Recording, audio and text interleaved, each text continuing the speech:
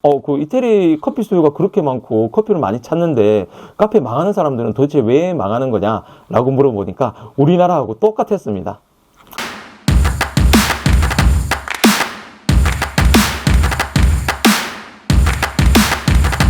안녕하십니까. 카페 창업 이런 건 몰랐지? 크레이지 커피 대표 정경입니다. 반갑습니다. 오늘은 이태리의 카페 시장과 우리나라의 카페 시장이 어떻게 다른지, 그리고 현지에서는 어떻게 커피를 판매하고 카페 시장이 흘러가고 있는지 이거를 좀 비교해 드리려고 합니다. 이 영상을 찍는 이유는 제가 이제 연초고 해서 예전에 뭐 여러 가지 일이라든가 제 컴퓨터도 정리를 하고 폴더 정리도 하고 뭐 이러다가 제가 이태리를 갔다 왔을 때 사진을 발견했어요. 만약에 지금 다시 간다 그러면은 제가 영상을 많이 찍어 왔겠지만 당시에는 이제 사진을 찍는 게 달아서 오늘은 사진 같은 걸 좀 많이 보면서 설명을 해드리려고 해요. 제가 이태리 사진이 왜 있냐면 단순히 여행을 간 게 아니라 저희 회사의 멤버 중에 하나가 엄성진 바리스타라고 엄폴이라고 활동을 많이 하고 있는데 이 친구가 라떼아트 세계 챔피언을 우리나라에서 최초로 했었습니다. 커피 대회 같은 경우는 여러 가지 종목이 있는데 그 중에 이제 라떼아트로서 우리나라에서는 최초로 세계 챔피언이 나왔었죠. 그 이후에 이제 전조현 바리스타가 이제 WBC에서 이제 우승을 한 기록이 있고요. 그래서 어떻게 보면 저희 회사에서 최초의 세계 챔피언을 이제 발굴을 해냈죠. 그래서 그 당시에 세계 챔피언이 되기 전에 국가대표도 되기 전이었어요. 사실 이게 좀 여러 가지 얘기가 좀 뒷얘기가 있는데 오히려 세계적으로 알아주는 친구인데도 불구하고 국내에서 국가대표를 되지 못했어요. 그거는 뭐 여러 가지 사정이 있겠죠. 이거는 자세하게 얘기하지 않겠습니다. 그래서 그때 당시에 이태리의 라떼아트 챔피언인 키아라라고 있었어요. 그 친구가 한 4년 동안 이태리 라떼아트 챔피언이 있는데 그 친구가 세계 대회를 나가면 본선에 가지를 못했어요. 최종 결승 6명 안에 들어가지를 못했었는데 그게 안 돼서 결국 루이지 루피라는 우리 바리스타들의 그 아버지라고 부를 수 있는 뭐 요즘 말로 하면 이제 고인물이죠. 그런 이제 존경하는 이제 바리스타가 엄성진 바리스타한테 연락을 해서 우리 이태리 라떼아트 챔피언을 좀 교육을 시켜달라 이렇게 해서 저랑 같이 이제 초대받아서 이태리에 다녀온 그게 있었습니다. 그래서 이제 사진을 보다 보니까 재밌는 게 많았어요. 여기 보시면 이제 루이지 루피가 있네요. 이분이 그 무세티라는 커피 원두 회사의 일원이었고 그분이 이제 국내에서 활동도 굉장히 많이 했어요. 그래서 그중에 무세티에 가보니까 이렇게 교육장에 이런 월간커피에서 나온 이게 몇 년도죠? 2005년. 와. 16년 전이네요. 거의 48호니까 이것도 진짜 대단하다. 이게 있으니까 너무 반갑더라고요. 그리고 나서 키아라의 사진도 이렇게 있고, 이 친구가 이태리에서 이제 라떼아트를 오래 했고, 그리고 그 라떼아트 4년 동안 이제 챔피언을 지낸 이런 이력들이 있었어요. 근데 이제 딱 가보니까 진짜 원두 회사가 정말 컸습니다. 그 당시에 제가 이제 국내 원두 회사는 잘 보지를 못하고 오히려 이태리에서 큰 공장을 갔었는데 규모가 어마어마하죠.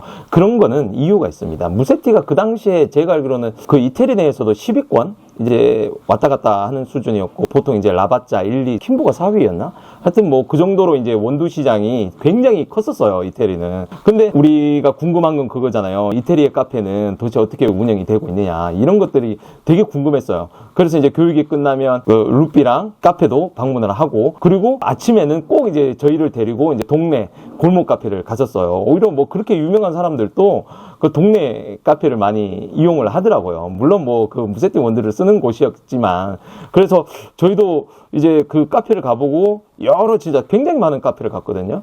근데 너무 재밌었어요. 너무 우리나라랑 이제 카페라는 거에 대해서 좀 달랐고 일단 사진을 지금 보시면요. 머신들도 고가의 머신도 있고 저가의 머신도 있지만 기본적으로 머신들을 보시면 여기 머신에 그 회사의 로고가 있습니다. 그 카페의 로고가 아니라 꼭 원두 회사의 로고가 있습니다. 이게 뭐냐면 렌탈 시장이에요. 우리나라는 이제 거의 대부분 사잖아요. 오피스에서는 이제 원두 렌탈을 해서 하는 경우도 많이 있지만 대부분의 카페는 머신을 사지만 이태리 같은 경우는 이렇게 렌탈을 시켜주고 한 달에 얼마를 무조건적으로 써야 되는 그런 것들이 좀 있습니다. 그래서 우리 입장에서는 굉장히 비싼 머신이지만 이태리에서는 사실 그렇게까지 비싸게 판매를 하고 있지 않은 거죠.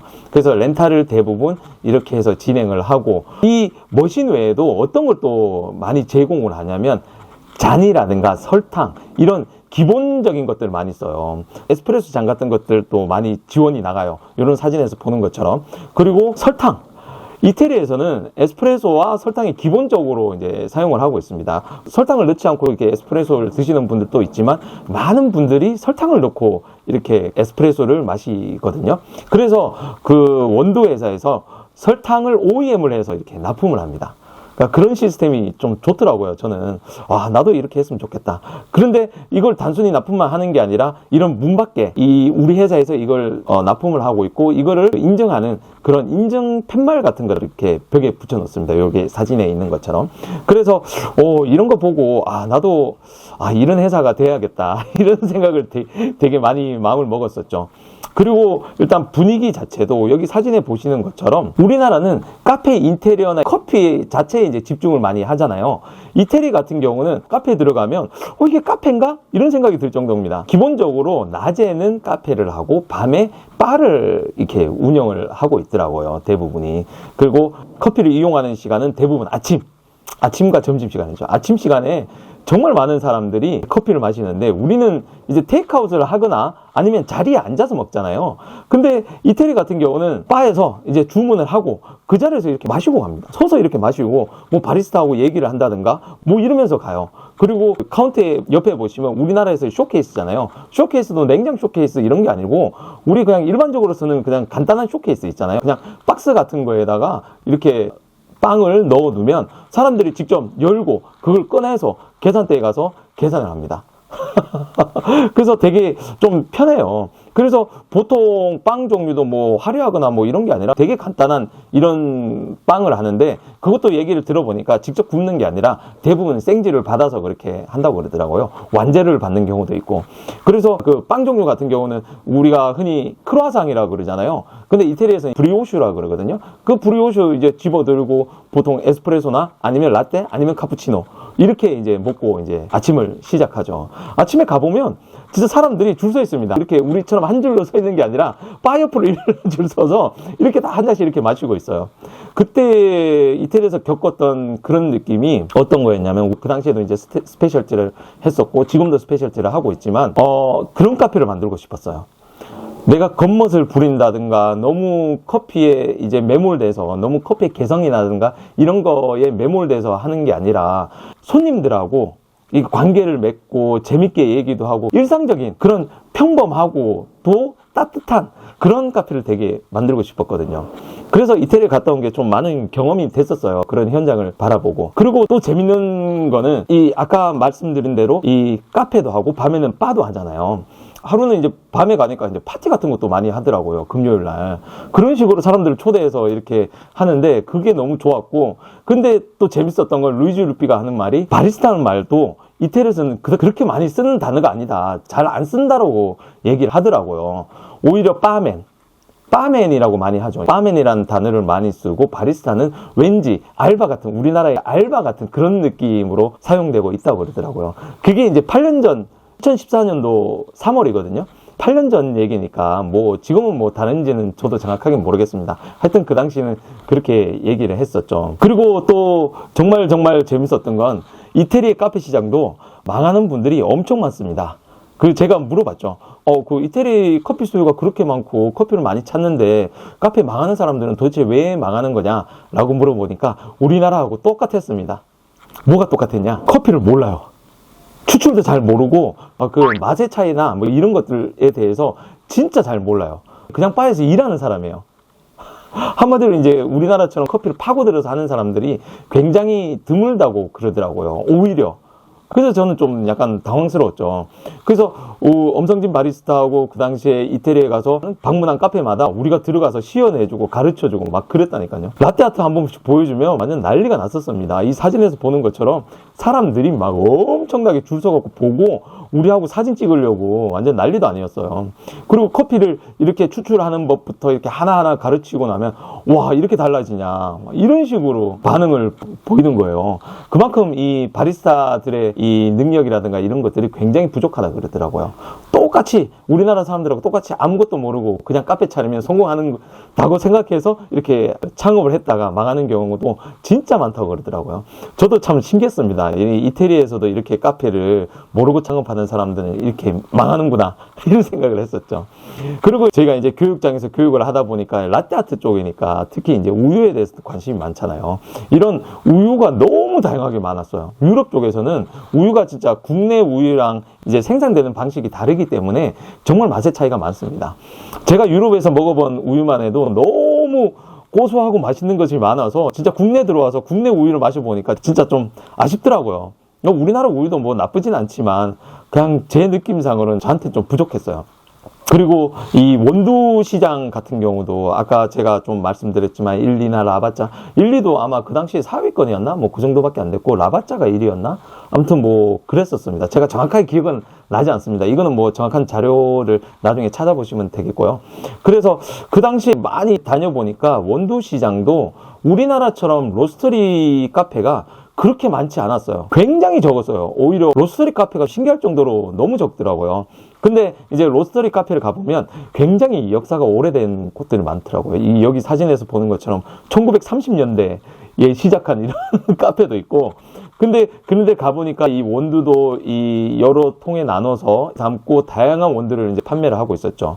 그리고 이태리에 대해서 많은 사람들이 착각을 하고 있는 게 강배전이라고만 생각하고 있어요. 완전히 많이 태운 이 커피를 생각하고 있는데 생각보다 뭐 강배전도 있고 종류는 굉장히 많습니다. 이렇게 중강배전도 많이 있고 오히려 강배전보다 이제 중강배전이 많았던 것 같았어요. 제가 접하기로는. 물론 강배전도 많이 있긴 했지만. 그래서 이 원두 지금 사진을 보시면 이렇게 새카맣지 않더라고요. 대부분이 약간 그렇더라고요. 근데 여러분들이 또 오해하지 말아야 될 게 이 회사들 또 굉장히 다양한 원두나 배전도를 이제 다 표현을 하고 있기 때문에 하나에 치중하지 마십시오. 그래서 이 이태리 원두는 무조건 강배전이다. 이런 선입견은 버려주시면 될 것 같아요. 여기서 또 재밌었던 게 이 원두가 인도네시아 커피를 베이스로 쓰고 있는 것들도 생각보다 되게 많더라고요. 근데 저희 초창기에 인도네시아 하면 지금도 여전히 그런 분들 많아요. 인도네시아 하면 흙맛이 나고 얼티한 그런 뉘앙스의 커피가 많다라고 얘기하는데 실제로 인도네시아 좋은 커피들 같은 경우는 굉장히 초콜릿합니다. 굉장히 진짜 바디감도 묵직하고 너무 좋아요. 이 얘기를 들어보자니 인도네시아에서 이제 좋은 커피들은 이태리에서 정말 많이 수입을 하고 있고 그 당시에 저희 초창기에 이제 인도네시아 커피를 수입하시는 분들이 저가의 커피, 너무 안 좋은 커피들을 수입을 많이 하셔갖고 이 인도네시아 커피에 대해서 이런 안 좋은 뉘앙스에 대해서 이게 특징이다라고 알려진 게 너무 많았죠. 저도 처음에 인도네시아 이제 농장을 갔다가 굉장히 부끄러운 일화도 있습니다. 한국에서 왔다 그러니까 등급도 이제 있지도 않은 등급 막 그런 거를 하느냐고 왜 그거를 우리한테 알려주냐 하니까 한국에서 오면 다 싼 거 찾던데 이런 반응이었던 거예요. 너무 부끄러웠죠. 그러니까 우리 선배들이 좀 이런 것들을 잘못한 것 좀 많았던 것 같아요. 참 부끄럽습니다. 근데 이태리에서 이런 인도네시아 베이스로 한 이런 커피들을 많이 먹어보니까 너무 좋았죠. 괜히 다른 게 아니었어요. 그래서 저희도 실제적으로 저희 원두도 보면 제가 인도네시아에서 이제 수입업체하고 같이 수입하는 원두를 베이스로 저희 해머 블렌드를 사용하고 있습니다. 정말 좋아요. 저희 인도네시아 블렌드. 그래서 이런 이 활동들을 이제 많이 하고 왔었는데 유독 이태리에서는 스타벅스가 맥을 못 추잖아요. 예전에도 들어왔다 망하고 이번에 또 새로 들어왔다 그러는데 어떻게 뭐 선전을 하고 있는지 모르겠어요. 근데 이태리에서는 한국식 커피를 되게 무시하는 경향이 있습니다. 아예 무시를 합니다. 양키 거라고. 아메리카노 하면은 이것들 이거 돈 없어갖고 맨날 물 이렇게 넣어갖고 많이 부풀려갖고 하루 종일 그거 먹고 있다고. 이들이 되게 양키 하면서 되게 싫어하더라고요. 그래서 뭐 스타벅스는 사실 설 자리가 없지 않을까 이런 생각도 좀 듭니다. 그래서 뭐 제가 이렇게 말씀드린 건 약간 이제 단편적인 얘기일 수가 있어요. 왜냐하면 그 일대 그러니까 이태리도 굉장히 많은 남부와 북부 이제 커피 스타일도 다르고 다 다르거든요. 다 다르지만 그냥 제가 갔었던 이제 무세티 공장이 있던 지역에서는 약간 그런 뉘앙스였고 또 베네치아도 약간 비슷한 느낌이었고 일단 뭐 그렇게 정리를 하겠습니다. 여러분들 이태리처럼 우리나라도 이제 창업시장이 그렇잖아요. 그러니까 여러분들도 그냥 모르고 창업하지 않았으면 좋겠습니다. 오늘 얘기는 약간 이제 재미삼아 이렇게 한 거고요.